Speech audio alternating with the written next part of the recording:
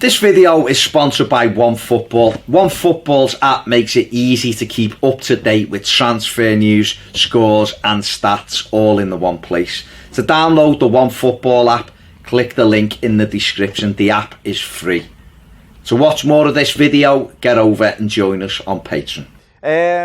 Will the money take away from the playing squad for the stadium? Yeah. I don't know. Is the answer? I don't think so, because I think Farhad said, that it'd be a separate account. That Alice is using. One's his current account and one's Alice's. the USM account. Yeah.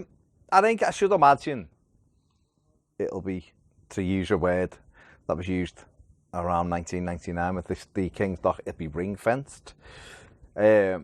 Set up a different company, don't they, when they're doing the stadium and stuff. So I understand that money has to be paid from somewhere, but that's what the stadium finance, I think, will be different than the building it obviously won't come out of the pocket of the club.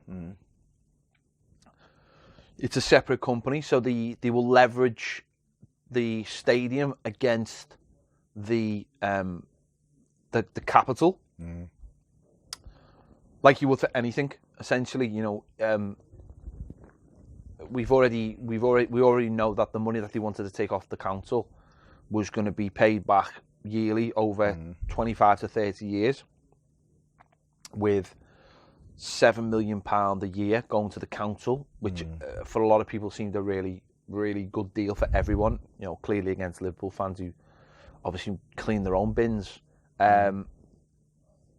So that proved that that's how it would work.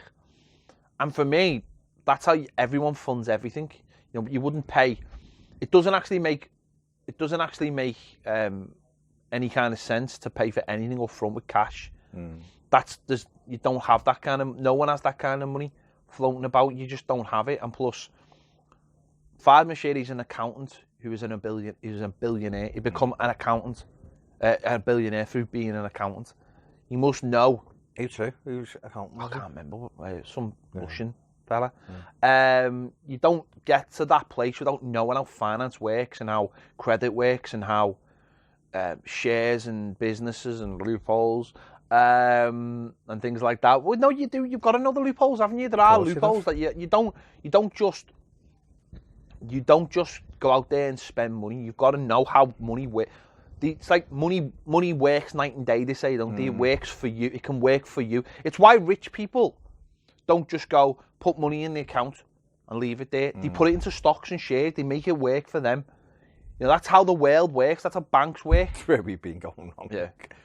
Massively. It's how banks work. You give banks your money and they use that money to try and make more money. You invest it. It's how the world works. It's why the world's gone backwards in the last 10 years. It's because rich people aren't investing their money. They're just keeping it for themselves. And they're not investing it back into the world, because that's how it's supposed to work. So we'd set up a separate company and we would essentially use whatever income we got from the stadium to go back to pay the debts.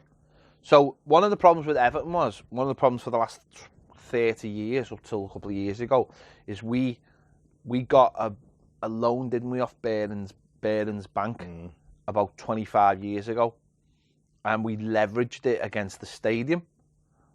So the club owned the stadium, but if they'd made the stadium separate at the time, they could have leveraged against the stadium, which wouldn't have impacted against the club, which means the club would have been debt free. But because they didn't at the time, it meant that the club saddled that debt for years, and we could never escape. We couldn't escape the interest, never mind the that was debt. What it was. The interest was crippling.